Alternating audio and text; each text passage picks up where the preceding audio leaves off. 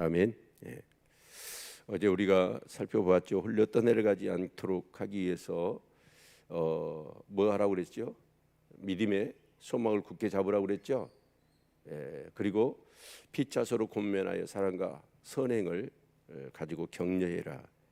그리고 모이기를 피하는 사람들과 같이 하지 말고 마지막이 가까울수록 더욱 모이기 힘쓰라라는 그런 말씀을 우리가 살펴보았습니다. 그리야만이 우리가 흘러 내려가지 않는다. 그러니까 예수를 믿는다는 한 가지 이유 때문에 엄청난 박해와 핍박이 있었는데 그런 것들 때문에 결국은 이렇게 예수를 부인하게 되어지면 결국은 무서운 결국 심판이 있을 것이다. 그래서 끝까지 인내하라라고 하는 그런 말씀이 오늘 또 이어지고 있죠. 한때 그랬습니다. 지금도 한 번 구원은 영원한 구원이다. 저는 그거 믿지 않습니다. 물론 우리가 구원의 확신을 갖는다는 측면에서 한때 한국 교회는 한 번 구원은 영원한 구원이다라는 말을 했거든요. 근데 성경의 여러 곳을 제가 살펴보고 아무리 생각해 보아도 어쩌냐, 한 번 구원은 영원한 구원이 되지 못합니다. 한 번 구원을 받았어요. 여러분, 구원 받았다고 하는 것은, 구원 받았다는 것은 우리의 생각이지 진짜 하나님이 그 사람을 구원했는지 구원하지 않았는지 우리가 알 수 있을까요, 없을까요? 모릅니다. 끝까지 가봐야 되는 거예요. 물론 이제 우리가 뭔가 이렇게, 그런데 우리가 6장 4절부터 보니까 한 번 비침을 얻고, 여러분 그 하나님의 말씀에 그 능력도 맛보고 내시도 경험하고 그 은혜에도 체험해보고, 그런데 그런 사람이 다시 타락할 수 있던가요, 없던가요? 다시 타락할 수가 있다고 얘기합니다. 오늘 본문도 사실은 성경 곳곳을 찾아보십시오. 믿음의 파선을 하지 않도록, 그리고 또한 배도하지 않도록 얼마나 경계의 말씀들을 많이 주고 있습니까? 그런데 한번 교회에 나와서 예수를 믿고 여러 가지 체험들을 하고 그래서 내가 구원받았다라고 해놓고 이제 어째요? 여러분, 내 마음대로 살아버리고, 그리고 또 예수를 믿지 않으면 그렇게 한번 구원받은 사람이 영원히 구원받을 수 있을까요? 그건 절대 아니거든요.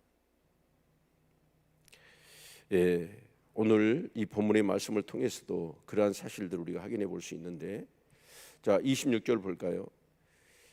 특히 오늘 본문의 말씀에 보면 29장의 9절에 있는 너희는 생각하라 라고 하는 말씀과 32절에 있는 생각하라 라고 하는 이 생각하라는 이 구절이 두 번 나오더라고요.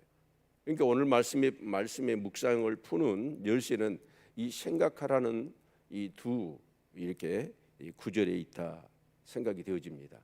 여러분, 생각한다. 여러분, 생각해 보라는 거예요. 여러분, 우리가 예수를 믿는 것은 그냥 여러분요 기계적으로 그렇게 믿는 게 아니고 생각을 해야 합니다. 아멘. 그게 바로 성경 묵상입니다. 그래서 26절에 우리가 진리를 아는 지식을 받은 후 짐짓죄를 범한 적 다시 속지 않은 제사가 없고 오직 무서운 마음으로 심판을 기다리는 것과 대적하는 자를 소멸할 맹렬한 불만 있으리라. 자, 우리가 진리를 아는 지식을 받았어요. 지금까지 이 히브리서를 통하여서 정말 그 모든 구약의 그림자, 그리고 그 실체 되신 예수 그리스도, 이제 그러한 모든 것들을 통해서 결국은 하나님 마음 깊은 곳에 있는 갈망이 뭐냐면 죄인들이 그 예수 그리스도의 단번에 영원한 제사를 통해서 제사함을 받고 구원을 받아 저 안식 하나님 나라, 그래 하나님과의 관계가 회복되어지기를 원하는 것이 하나님의 성경 곳곳에 그 하나님의 무수한 계획과 무수한 생각을 성경에다가 예수 그리스도를 통해서 우리를 그 일을 하시겠다라고 기록해 놓았다라는 것이죠. 자, 그런데 이런 것들을 알아요. 그리고 정말 그런 체험도 했어요. 근데 그러고 나서 짐짓 죄를 범한 적, 짐짓이라는 게 뭐죠? 우리 레위기서의 말씀을 보면 짐짓죄를 범한 자가 있고 무릇죄를 범한 자가 있죠. 무릇죄를 범한 자는 것은 다윗처럼 충동적으로 죄를 짓는 거예요. 그러나 짐짓이라는 건 뭐냐면 알고 고의적으로 가룟 유다처럼 예수님을 배도하는 것이죠. 계획적으로 의도적으로 여러분 그렇게 그 죄인 줄을 알아요. 예수를 믿지 않고 그 성령의 은혜를 체험하고 정말 그런 모든 것들을 다 알고 있는데 그 예수를 내가 부인한단 말이에요. 성령의 그 은혜를 여러분 거절해 버리는 거예요. 오늘은 하나님의 아들을 질밥는다라고 표현을 하고 있습니다. 왜 그럴까요? 엄청난 박해가 있으니까 그 박해 때문에 그 박해를 피하고 뭔가 예수를 믿는다는 한 가지 이유 때문에 그렇게 박해를 받고 핍박을 받는데 그래서 그 예수를 부인하고 여러분 그렇게 되어진다면 그 사람에게 구원이 있느냐는 거예요. 여러분 정말 우리가 지금 동성애 얘기를 하잖아요. 근데 실제적으로 이스라엘에 메시아닉주 있잖아요. 유대인인데 기독교로 개종한 사람. 근데 기란 야림 그쪽에 가보면 호텔이 하나가 있답니다. 근데 이 사람들이 이 사장과 그 직원들이 전부 다 메시아닉주예요. 유대인이지만 예수 그리스도를 믿는 크리스찬이 되어진 것이죠. 이제 그러다 보니까 이렇게 이 호텔업을 하는데 거기에 이제 호텔이 뭐 하냐면 결혼식을 할 수 있어요. 근데 어느 날 이렇게 사람이 와서 여기서 결혼식을 하겠다고 그러냐고 그래서 예약을 했어요. 그리고 이제 결혼식이 근접해서 그래서 이렇게 뭐 이름도 적어야 되고 그러니까 이름이 뭐냐라고 이렇게 물었더니 여러분 이름이 남자 이름이 2개인 거예요. 그래서 왜 신부 이름이 이러냐 그랬더니 자기들은 동성이라는 거예요. 그러자 이 사장과 직원들이 회의를 한 결과 우리는 크리스찬이니까 이런 동성애 결혼식은 우리 호텔에서 할 수 없습니다. 그렇게 한 것이죠. 그러니까 이 사람이 갔다가 유대 당국에 딱 고발을 한 거예요. 고발하니까 어쩌냐? 거기 행정 당국에서 뭐냐면 벌금을 때려버려요. 영업정지를 때려버려요. 그런데 이 동성애를 한 사람이 거기서 결혼식을 하고 싶어서 한 게 아니라 그 타켓으로 삼아서 호텔을 하는 그 사업가를 어떻게 해요? 크리스찬이잖아요. 그러니까 공경에 몰아넣으려고 의도적으로 그렇게 한 것입니다. 그런데 그것을 알고도 이 사람은 절대로 우리는 동성애 결혼식은 우리 호텔에서 할 수 없습니다. 그러니까 유대 당국에서 어쩌냐면 영업정지에 벌금을 때리는데 뭐 몇백만 원이 아니에요. 여러분 몇 억을 때려버리는 거예요. 여러분 이렇게 뭔가 정부나 지금은 그렇잖아요. 우리가 이제 이 코로나도 우리가 경험해 보지 않았습니까? 얼마나 합리적으로 얼마나 합법적으로 여러분 이 정부나 그런 어떤 기관들이 교회에서 예배를 드리지 못하도록 할 수 있다라는 것을 이번에 우리가 경험하지 않았습니까? 근데 그런 어떤 정말 엄청난 박해가 이 시대 이 히브리서를 기록할 당시에 여러분 10명의 네로 황제가 여러분 교회를 그렇게 핍박했습니다.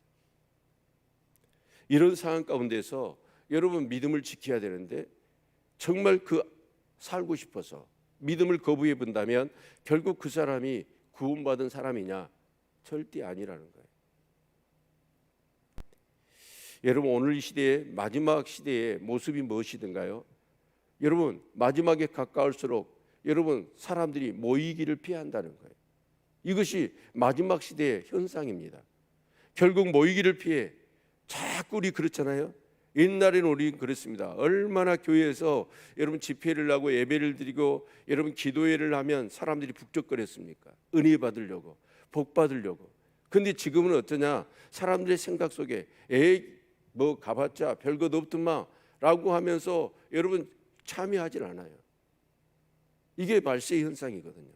주님이 오실 때가 가까웠다는 사실을 우리는 기억해야 되고 또 하나가 뭐냐면 배도하는 사람들이 얼마나 많아졌습니까? 전에 함께 같이 신앙생활을 했던 사람들 그런 사람들 다시 교회 나가자고 해보십시오. 그 사람들 어째요?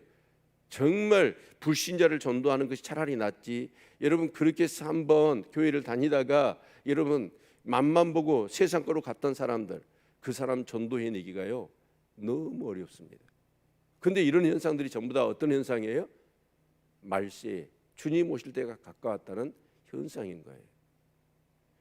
여러분 이럴 때 여러분 우리가 깨어 있어야 될 줄로 믿습니다. 그래서 그래서 여러분 아간이 그것이 하나님이 하지 말라고 그랬어. 여리고성에서 얻은 것은 첫 성의 첫 열매니까 하나님께 다 드려라. 근데 시나산에 이 또 한 벌과 금덩어리 은덩어리 자기 말 한 장에다 숨겼잖아요. 그래서 결국은 돌로 쳐 죽임을 당하고 안식일 날 여러분 나무를 한 사람을 쳐 죽이잖아요. 그래서 오늘 여기 뒤에 말씀을 보면 자 28절 모세의 법을 폐한 자도 두시의 증인을 인하여 불쌍히 여김을 받지 못하고 죽었거든. 모세의 율법을 범했어요. 그러면 어째요? 두시의 증인으로 통해서 그 사람이 범죄했다는 것이 확실하면 그 사람은요 여지없이 죽었습니다. 그런데 하물며 하나님의 아들을 밟고 자기를 거룩하게 한 언약의 피를 부정한 것으로 여기고 은혜의 성령을 욕되게 하는 자에 당연히 받을 형벌이 얼마나 더 중하겠느냐 너희는 생각하라는 거예요. 모세를 통해서 주어지는 그 율법을 범한 것도 그렇게 죽임을 면치 못했다고 한다면 심판을 면치 못했다고 한다면 여러분 우리는 모세의 율법과 정말 그 새 언약과 옛 언약의 그 차이를 계속해서 지금 히브리서에 우리가 살펴봤잖아요. 짐승의 피와 더불어 예수 그리스도의 피, 짐승의 피는 여러분 정말 우리의 죄를 다 없이하지는 못했어요. 그러나 예수 그리스도의 피는 어떻습니까? 한 번의 영원한 제사, 완전한 제사로 우리 죄를 다 씻었거든요. 그런데 그 예수의 피를 부인을 해요.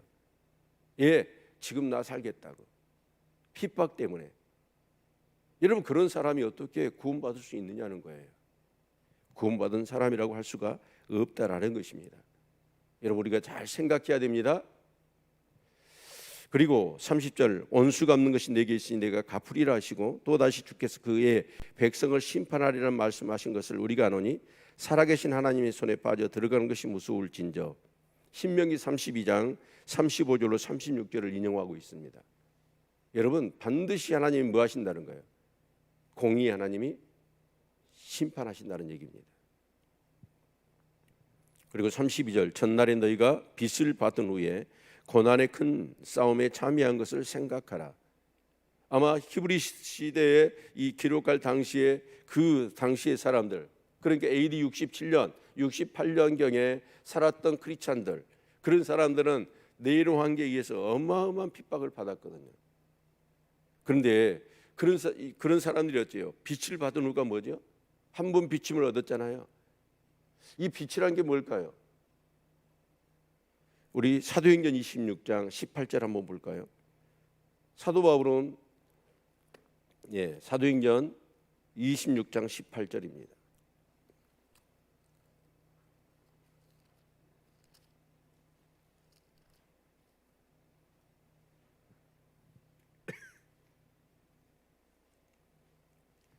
같이 한번 읽겠습니다. 전도가 무엇인지 우리가 잘 살펴볼 수 있는 구절이라고 봅니다. 시작. 그 눈을 뜨게 하여 어둠에서 빛으로 사단의 권세에서 하나님께로 돌아가게 하고 제사함과 나를 믿어 거룩게 된 무리 가운데서 기업을 얻게 하리라 하더이다. 여러분 전도라는 게 뭐냐면 그 사람의 눈을 뜨게 해서 어둠에서 빛으로 사단의 권세에서 하나님께로 돌아오게 하는 것, 이게 전도잖아요. 아멘.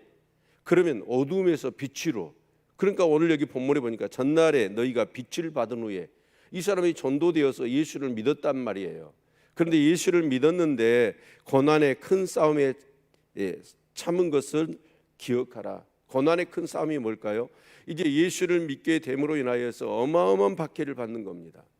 근데 여러분 정부가 여러분 모든 공권력을 다 동원해서 여러분 예수 믿는 사람을 잡아 죽이는 시대, 그 환난과 핍박은요 이름 말할 수가 없었습니다. 그래서 비방과 한난으로서 사람에게 구경거리가 되고, 그러니까 온갖 네로가 그랬잖아요. 로마에 불을 질렀어요. 왜 그랬습니까? 건축강이거든요. 그리고 자기 부인을 기쁘게 해주려고 로마에 불을 지르는 겁니다. 그런데 이제 온성이 자자하니까 네로가 불질렀다는 얘기가 오니까 이러면 이 네로를 그 탓을 누구한테 돌렸어요? 크리스찬에게 돌린 겁니다. 그러면서 크리스찬을 향하여 저희들은 인육을 먹는다, 사람의 피를 마신다, 서로 모여서 정말 혼음을 한다, 이런 온갖 비방들을 갖다가 하면서 박해를 한 겁니다. 그런데 그러면서 사람들을 죽여도 어떻게 죽여요? 크리스찬들을 구경거리를 만들었잖아요. 그 원형 경기장에서 사자를 굶주려 놓고 무릎 뜯기 하고, 여러분 십자가 있다 길거리에다가 다 발가벗겨서 여러분 십자가의 못을 받고 여러분 그 기둥에다가 묶어서 코울타를 발라가지고 여러분 불로 태워 죽이는 이런 일들을 자행했단 말이에요. 근데 혹 이런 형편에 있는 자들로 사기른 자 되었으니, 그러면 그런 비방하는 사람들을 여러분 크리스찬들이 예면했느냐? 아니에요.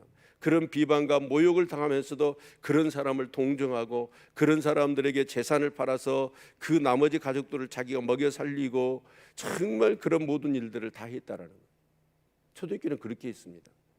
진짜 믿음 있는 사람들은 혹시 불똥이 나에 튈까 무서워서 무수하고 그런 게 아니라 정말 믿음의 사람이 그 믿음 지키다가 그렇게 비방거리 조롱거리가 되어지더라도 어쩌냐, 그들과 사귀는 거예요. 그들을 돕는 거예요. 그 가족들을 생계를 책임지는 거예요. 너희가 갇힌 자를 동정하고 너희 산업을 빼앗기는 것도 기쁘게 당한 것은, 내 사업들을 사업체를 다 몽땅 뺏기고 여러분 그렇게 해도 그 모든 것을 어떻게 여겼다는 거예요? 기쁘게 당했다는 거예요. 이 믿음이 있기를 축원합니다. 이 믿음이 있어야 돼요.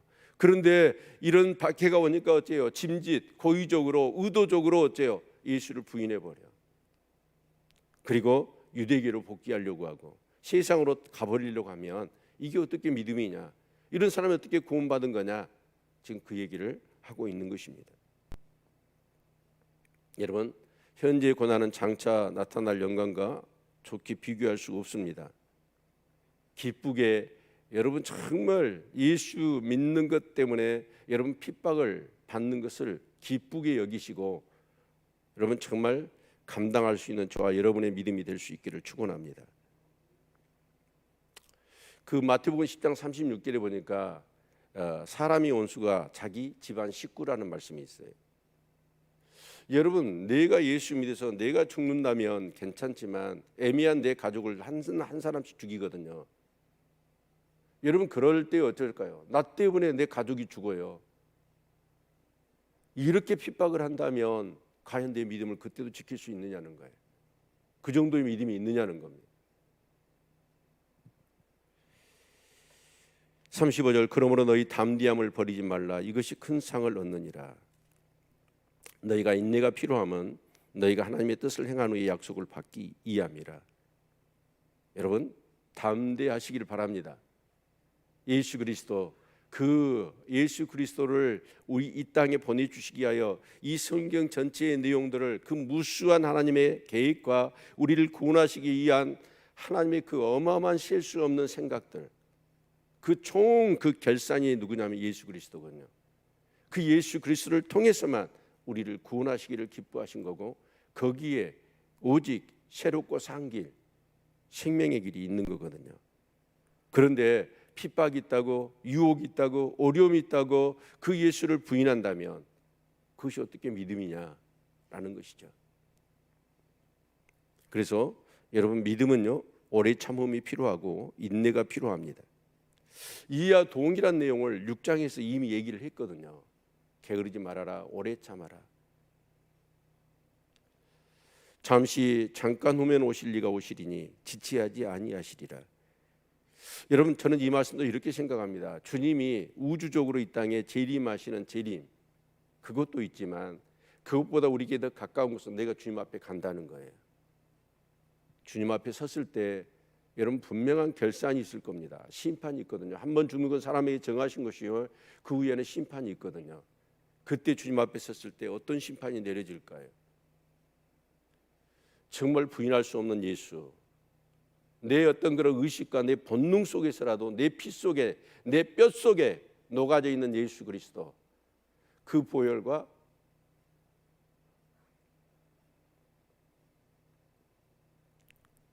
그 믿음이 있는 사람들은 정말 이 땅에서 어떤 고난과 아픔이 있다 할지라도 절대로 주님을 부인할 수 없습니다. 그리고 진짜 중요한 건 뭐냐면 우리에게 소망이 있잖아요. 어떤 소망이 있죠? 저 하나님 나라에 대한 소망이 있습니다. 아멘. 그래서 믿음, 소망, 사랑 이 세 가지는 항상 있어야 돼요. 여러분 잠시 잠깐 후면 주님이 오실 거고, 주님이 우리가 살아있는 동안에 안 오신다면 우리가 주님 앞에 설 것입니다. 그리고 심판이 있을 겁니다. 그래서 38절 같이 한번 읽겠습니다. 시작. 오직 나의 의인은 믿음으로 말미암아 살리라. 또한 뒤로 물러가면 내 마음이 저를 기뻐하지 아니하리라 하시느니라. 하박국 말씀을 인용하고 있지 않습니까? 하박국은 어째요? 여러분 양간에 소가 없고 소출이 없고 여러분 모든 것이 없어서 오직 나는 여호와로 인하여 기뻐하리라. 여러분 의인은 믿음으로 말미암아 사는 것입니다. 끝까지입니다. 그래서 믿음에서 믿음에 이르는 여정이 우리 신앙생활이에요. 믿음에서 믿음으로 이르는 여정. 그러니까 믿음으로 구원받고 믿음으로 살아내는 것이 우리의 신앙생활이라는 것입니다. 끝까지 믿음을 붙잡으실 수 있기를 바랍니다. 그리고 오직 의인은 믿음으로 말미암아 살리라 라고 하는 그 정말 그렇게 산 사람들이 이제 내일부터 보는 11장에 많은 믿음의 선진들, 그들이 뭐냐? 오직 믿음으로 산 사람들. 어떤 고난이, 어떤 핍박이, 어떤 세상에 유혹이 있어도 정말 이 사람들은 어떠냐? 믿음으로 살았어요. 믿음으로 이겨내고 믿음으로 고난을 당하고 믿음으로 죽었고, 그런 사람들만이 누구다? 저 하나님 나라 백성이다 라는 사실을 우리에게 보여주면서 우리에게 도전을 주고 있는 것입니다. 여러분 뒤로 물러가지 않기를 바랍니다. 우리는 뒤로 물러가 침륜에 빠질 자가 아니요 오직 영혼을 구원함에 이르는 믿음을 가진 자니라. 영혼을 구원하는 이 믿음, 이 복음, 우리 주 예수 그리스도 그리고 그 성령이 내 안에 계시는데 어떻게 우리가 세상에 유혹이 있다고, 여러분 핍박과 환난이 있다고 여러분 우리가 뒤로 물러나 침륜에 빠질 수 있겠습니까? 아니죠. 믿음은 살아 역사합니다. 어떤 유혹도 어떤 핍박과 환난도 여러분 이겨낼 수 있는 그런 강력한 예수 그리스도의 권세가 바로 믿음입니다. 여러분 그 믿음을 가지시고 정말 믿음에서 믿음으로 이루는 여정을 정말 아름답게 경주하고 이겨내시는 우리 성도님들 되실 수 있었으면 좋겠습니다. 오늘의 승리가 내일의 승리를 보장해 주지 않습니다. 내일 싸워야 될 몫은 또 내일 고스란히 남아 있습니다. 그래서 여러분 오늘 구원이 내일 구원을 보장하지 않습니다. 오늘 믿음이 내일의 믿음을 보장해 주는 게 아닙니다. 그것을 생각하라는 거예요. 여러분 그렇다면 우리는 어쩌냐? 정말 인내하고 늘 성령님과 동행하기를 기뻐하고 내 믿음을 늘 점검해 보아야 합니다. 그래서 여러분 우리 궁극적인 신앙의 목적은 어디에 있어요? 천국이잖아요. 모두가 다 천국 가시고 살아서도 천국 백성의 권세 있는 삶을 믿음으로 사시는 우리 성도님들 되시기를 주의 이름으로 축원을 드립니다.